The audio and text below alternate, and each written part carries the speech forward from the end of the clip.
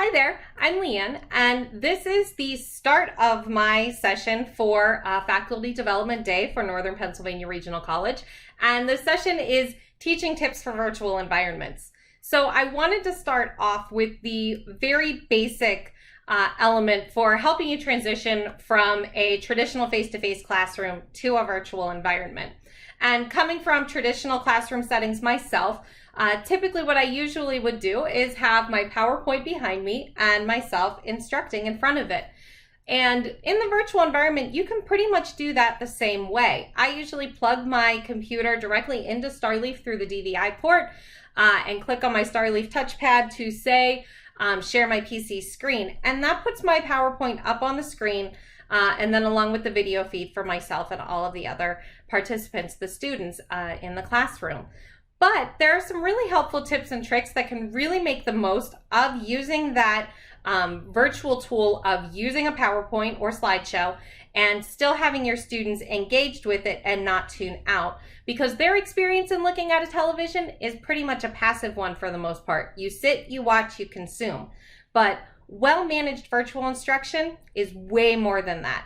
And so the first tip that I want to give you is how to integrate a virtual tech tool through Google that can help students kind of become more comfortable with the Q&A process and staying engaged with your lecture.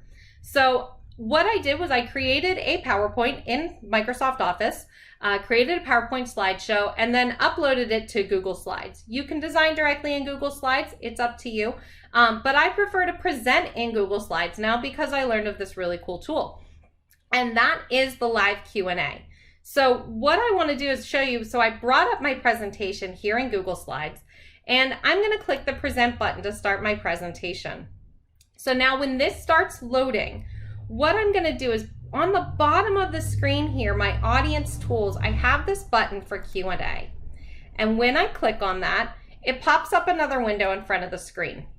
So what it does is it has speaker notes, which is if I were to type notes on my PowerPoint slides for just me to see, that would be in this tab under speaker notes. But what you want to look at is audience tools. And it's for speaker Q&A, and this is really cool. So I'm going to start a new Q&A session on this. And you'll notice it changed the view behind me. And what I'm going to do is pick up my cell phone, and I'm going to type in the link here. So it's slides.app.goog.go, and then the code that goes behind, I already had that in. Then I just got to type in the rest of it, X, G, Z, Z, M. And I click go in the browser on my phone. And it brings up this screen that I'm able to see the title of this presentation. It gives me my picture because I'm signed in on my Google account. And then it says, ask a question. No questions yet, you can be the first. And maybe I'm going to type in my question here on my phone as a student in the classroom. And this they can do from their smartphone or from a laptop. And let's say I type in a question to the presenter and I hit submit. And it comes up, is it really this easy? And as the presenter, so I'm going to pop this down into the corner a little bit so you can see the live feed behind it as well. So what I have here is it really this easy? If I want to kind of, oh, I made it too small. See what I did? What my options are here is that I can choose to present this question to everyone and maybe flip it around to the classroom. If I click present, it actually takes over the screen and says, Leanne asked, is it really this easy?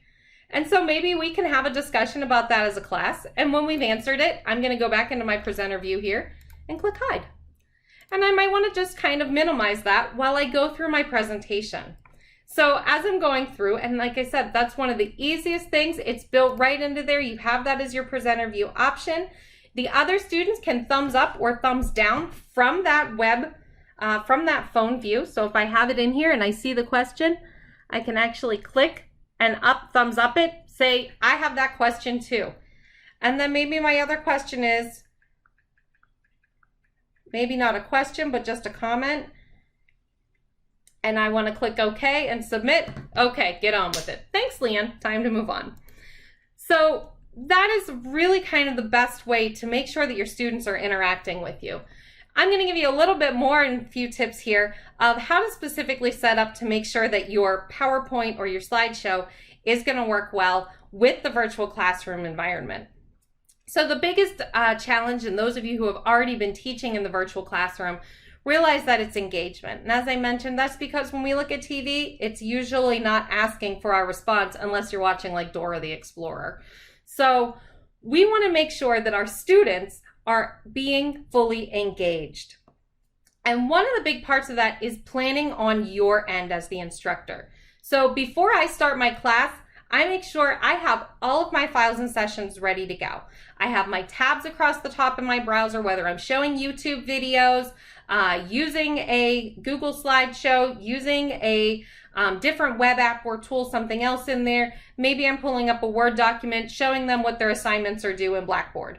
Whatever it is, I've got it all set and ready to go. And if I'm showing videos, I usually have a backup plan for it as well. And I also close all of my other computer programs. Why? Because, well, once my nephew popped in with a Google Hangout wanting to show me a new truck. And another time when you get emails and you get the little thing that comes up in the bottom from Outlook and it's got a preview text, maybe that's not something you want your students to be privy to, your preview text on your personal emails or your work emails. Either way, you don't want to have alerts and anything popping up, so close all your unnecessary computer programs. Then make a plan. And I'm going to share with you on the next screen a plan that I use when I teach an online class for teachers on bullying prevention and aggression. And then you actually have a handout with you of a planner for the class that I used actually for last week's session in my child development class. But what you really want to do is think clearly about coordinating the elements of your class. Are you making sure that you have a visual engagement plan, that you have opportunities for interaction, and that you're setting your pacing? So the first thing is when you're setting up your PowerPoint slide, and that's usually where I begin. I get all of my content put onto my slides. You don't ever want to spend more than 5 minutes on a slide. This is kind of where research tells us that our audience kind of maxes out. They don't want to look at the same thing for more than 5 minutes. And some best practices actually recommend no more than 3. You want a clear, crisp font. So you'll notice my font that I'm using is Century Gothic. I like it because it's very simple letters and it's quite wide. It's very appealing and easy to follow. Times New Roman tends to have those little, what's called a serif on the font. Can kind of make the images look a little bit different. So something that is simple and translates to anyone's computers. If you provide the PowerPoint files to your students when they download it and open it on their own computer, a kind of universal font that isn't going to get mixed up in the crossfire there. You usually 32-point font is best practices, but 40 to 44 is ideal when you're live displaying and presenting, and you should never have more than 4 to 6 bullet points per slide. You'll notice 5 is a little congested here because of branding on the bottom of the screen, which is usually, helpful for your students to do. So you notice I don't have a very overwhelming background or anything. I also am pretty careful with my images. We do know that students, especially millennials and Generation Z, like to have images to look at more than text. That's why infographics are really wonderful. If you're going to do cutesy clip art like this little owl I've got up here on the screen, be smart with them. I mean, is he really necessary there? No, he's not. So make the decision, and also, professionalism and whatnot. I teach early childhood, so we're working with preschool students, professionally. Some of you, maybe it's not as appropriate. When you use animation in your videos and you're doing a live broadcast, it can sometimes cause lag between the screens. It can interrupt your speech as a presenter, especially if you have sounds embedded in it, and it distracts the views from what you're trying to show and share.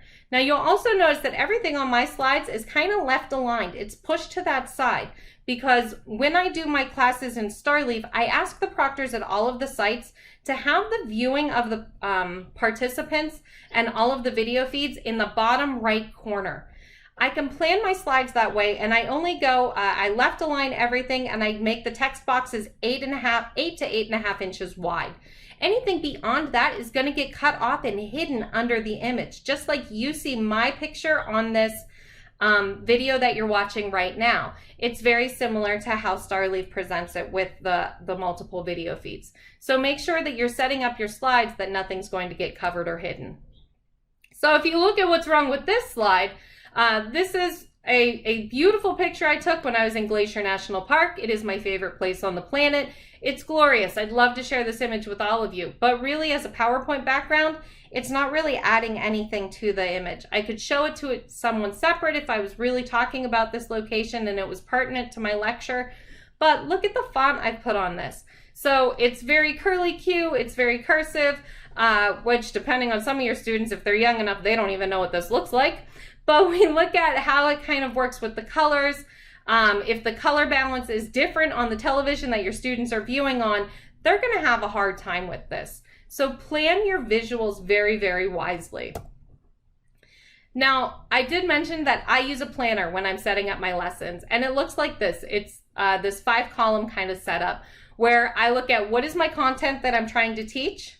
What do I want on the screen? And sometimes it'll say my PowerPoint slides. Sometimes it'll say just live video feeds. If we're having a discussion, I'll pull the PowerPoint back and just have those up. It might say YouTube. It might say something else. It just depends what I have going on is my flavor of the day. Sometimes it's a website that we're walking through. My engagement method that I talk about. So last semester, in my early childhood overview course, I asked all of my students to purchase a whiteboard at the dollar store. I would ask them questions and they would have to hold it up like they were a judge on Dancing with the Stars or something and show me the answer that way. If I was asking a multiple choice question that I might put into a PowerPoint slide, they can just write A, B, C, or D on that whiteboard and hold it up. When you see thumbs up, thumbs down, I just give all my students a printout of a green thumbs up and on the flip side of it, a red thumbs down. They can print it out on their computers. They can draw it themselves however they like. But that way I can say, everybody, you with me? Do you understand this content? And they can show me a thumbs up or thumbs down. The reason I don't ask them to do this anymore, like I'm modeling for you, is because in Starleaf, sometimes if you've got a lot of different locations, the tiles of the videos get very small. So you want things that are very big and very visual. If you're asking for that kind of nonverbal response from the students. So I do ask for thumbs up, thumbs down sometimes as well. But you'll see here in my planner, I've gauged out my time and I write notes to myself. Keep it quick on this slide. Share the link here, pull the screen back there. I write all sorts of notes to myself on my planner. And in the handouts that you received, for those of you who are in the room watching this live, you'll actually see, as I said, that longer one for a 3-hour class. This was just from a little bit of a online course I was teaching. So that kind of sums everything up for you. And I know that was kind of a whirlwind tour on the very basics of setting up your presentations.